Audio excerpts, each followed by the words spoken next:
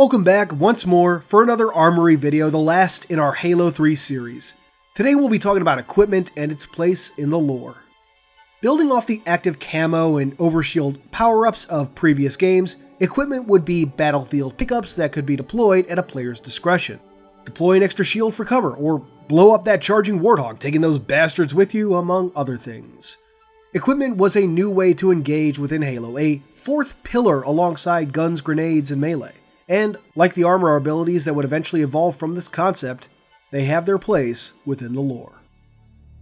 Starting things out is the AUTOTURRET, a Forerunner device once used by Builder Security, a security force within the Builder Raid of Forerunner Society, and sports a similar design and function to the Aggressor Sentinels. When deployed, they will automatically attack nearby enemy targets. The blue plasma beam that comprises the turret's weapon is hot enough to melt steel. In Halo 3, the AUTOTURRET is found throughout the latter half of the game during levels set on the Ark and Installation 08. It fights on the side of the Sentinels, indicating that it connects directly to the local Sentinel network. As such, it will turn on the player if the player is declared an enemy, such as after the killing of 343 Guilty Spark. Originally unavailable outside of campaign, changes made to Forge in the Master Chief Collection now allow it to be used in multiplayer. The Z4190 Temporal Protective Enfolder/Station Shield, better known as the Bubble Shield, is probably the most lore-intensive piece of equipment in Halo 3 and has some rather interesting meta-lore. In an ancient interview with Frank O'Connor back on halo.bungie.org prior to Halo 3's release, when asked about the bubble grenade seen in Halo 3's Starry Night trailer, Frankie said that the Bubble Shield's technology was, quote, top secret Oni owned, which led people to assuming it was a piece of human-made technology. However, when Halo 3 came out, that left the question, why are only brutes using it in Halo 3? Over the years, the lore surrounding the Bubble Shield became more refined, giving us the official story. As you may have guessed based on the official designation, the Bubble Shield's technology is Forerunner in origin, based on a device once used by warrior servants. Exactly when Oni first manufactured these devices is unknown, but Bubble Shield saw use as early as 2544 during Operation Warm Blanket, aka the package from Halo Legends. Due to their size, mass, and relatively short power duration, however, along with limited production rates, the Bubble Shield never saw widespread use for much of the war. Incidentally, the Bubble Shield weighs over 45 pounds or 20 kilograms, so that's pretty hefty. The technology of the Bubble Shield also led to the development of the Drop Shield, which, while weaker, had an unknown regenerative effect on those within it. Though still under investigation by 2552, the Drop Shield was employed by Oni's Beta 5 strike teams. After the fall of Reach, Covenant forces managed to recover some of Oni's shield prototypes and manufacture their own, cruder versions. These are what we see being used by brute forces during the Battle of Earth and Battle of Installation 00. The Bubble Shield has a number of odd properties, as it can block just about any kind of incoming weapon, from bullets and plasma to lasers and grenades, but vehicles and enemy troops pass right through the shielding. Following the Human Covenant War, Oni would continue to manufacture Bubble Shield units in limited quantities until 2555, when it refocused its efforts towards Mjolnir-compatible emitters.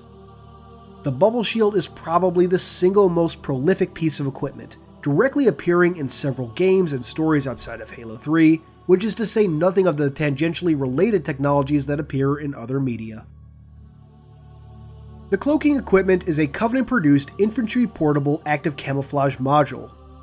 Unlike the traditional active camo pickup, the cloaking equipment can be picked up and activated at a user's discretion. Interestingly, the HUD icon for cloaking seems to be based on the active camo power-up from Halo CE and Halo 2. Cloaking only appears in Halo 3's campaign, as multiplayer uses the traditional active camo power-up. We next have the deployable cover, another Covenant-produced piece of equipment.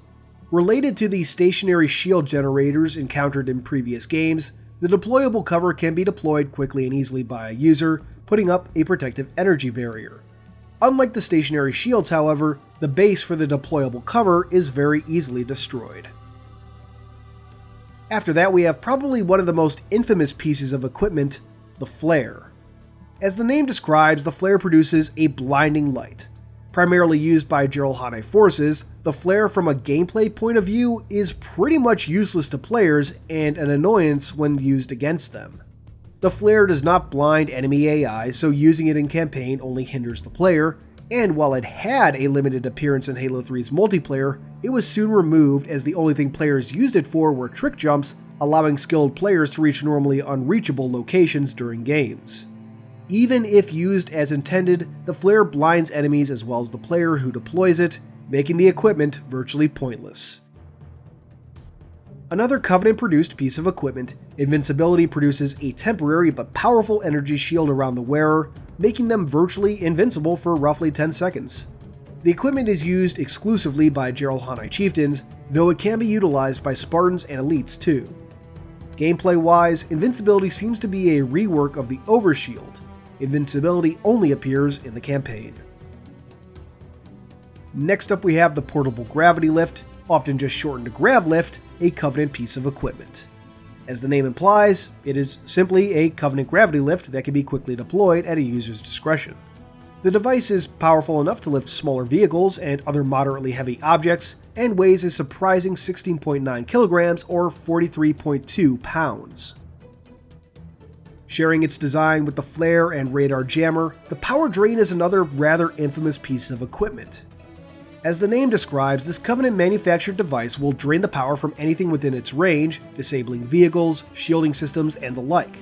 After several seconds, the device then explodes. Power drains are powerful enough to affect large vehicles like Scorpions or Wraiths, but don't seem to disable smaller systems like the electronics and weaponry, be those human or Covenant. After that we have the Radar Jammer. Another Covenant piece of equipment. This again does exactly what the name implies, scrambling enemy radar systems and filling them with false dots. The downside is that the jammer works equally on enemies and allies. In campaign, the Radar Jammer is used by brute stalkers to further hide their presence from any demon who might be hunting them. Next up we have the Regenerator, a piece of equipment that regenerates shields. Though its origins have gone unspecified in the lore thus far, the design is unmistakably Forerunner, as is the technology. In Halo Wars 1 and 2, there are large Forerunner spires known as Spires of Healing that function in a similar manner, though on a larger scale, and the M2705 regeneration field from Halo 4 seems to be a human version of a Forerunner technology, the armor mount sharing the same design with the Forerunner Auto Sentry and Promethean Vision. All of this speaks to the Forerunner origins of the Regenerator. And finally, we have the TR-9 Anti-Personnel Mine or Trip Mine, a human-made device. The Trip Mine can be carried by individual troopers and easily armed. Once armed, the mine becomes extremely sensitive to pressure, though it can also be set off by enemy proximity, able to detect the anti-gravity generators found in many Covenant vehicles. When activated, the 21.4 pounds or 9.7 kilograms of high explosives detonate, killing or damaging anything within a 5-meter radius. Trip mines will self-detonate after 90 seconds, though it isn't clear if this is simply gameplay or how they function in the lore. Despite being an explicitly UNSC technology, the trip mine is commonly used by brutes throughout Halo 3, usually jump pack brutes. Presumably, caches of these mines were captured at some point. During Halo 3's beta, the trip mine could also stick to the underside of inactive vehicles, allowing players to lay traps, but this was removed from the final game. And that completes the Halo 3 Armory. Despite the controversies around equipment back during the heydays of Halo 3, they have left a lasting impact on the minds of Halo fans, with people asking to see the return of equipment for years. And now, for better or worse, equipment will make a return in Halo Infinite, alongside enhanced mobility. It'll be interesting to see 343's take on equipment and just what makes a return, if anything. I'm sure plenty are eager to deploy bubble shields again, though it's hard to imagine that returning given the presence of the drop wall. But we'll see, won't we? Let me know though, what were your thoughts on equipment back in the day, and how have your feelings changed? How do you feel about it returning in Infinite? Let me know in the comments below. Until next time though, this has been Halo Canon. Thanks for watching everyone. I hope you enjoyed this video. If you did, please consider subscribing, and if you really love me, hit that notification bell and leave a thumbs up. These both really help out the channel. I wouldn't be where I am now without your views and support, so once again, thank you. Keep on being awesome, Canonites.